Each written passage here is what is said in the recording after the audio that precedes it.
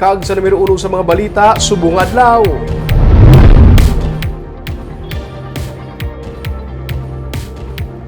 Duha ka mga empleyado sa isa ka newspaper company ang natrap sa sulod sang elevator sa Bacolod City Government Center.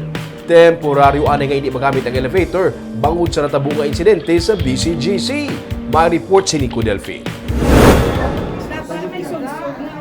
Naalarma ang mga empleyado sa Bacolod City Government Center sang nagmalfunction ang elevator kay inasang aga. Natabuan nga may duha ka mga empleyado sang media company nga nabase sa Iloilo ang yara sa sulod sang elevator.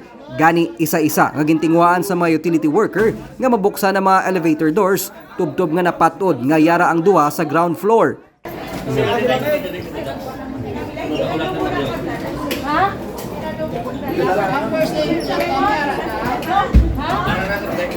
Matapos sa malapit 45 minutos, na-rescue ang babae kag lalaking staff sa media firm. Sa kainit sa babae nga natrap sa elevator, wala niya mapunggan nga mga kig sa mga empleyado kag sa mismo opisyales sa Office of the Building Administrator.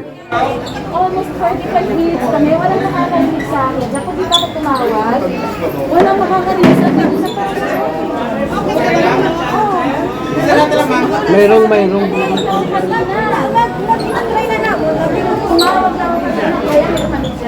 Suno kay Secretary to the Mayor Attorney Carol Joseph Chu, ginapausisa na nila kung anong kabangdanan sang pagmalfunction sang elevator nga karon temporaryo nga hindi magamit. Safe man ang tanan, harm na natabo, okay man tanan, na-respondihan man na yun.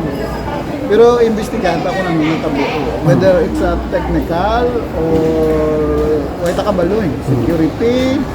So kadam ang aspeto ipa-review ta tanan pa-investigahan. Iga-review man sang syudad ang mga CCTV agud mapatod kung anong rason sang pagkaguba sang elevator sa BCGC. Nico Delfin para sa DigiCast Negros.